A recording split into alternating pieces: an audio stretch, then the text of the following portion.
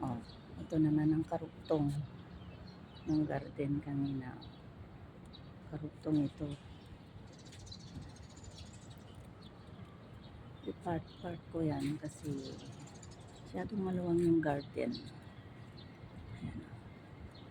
Kaya hati-hatiin ko yan. Langka po yan. Oh. May bulaklak na. Ay, hindi. Iba pala. Hindi pala langka. Bakit iba yung bunga? Tanga. Oh. Ganda, oh.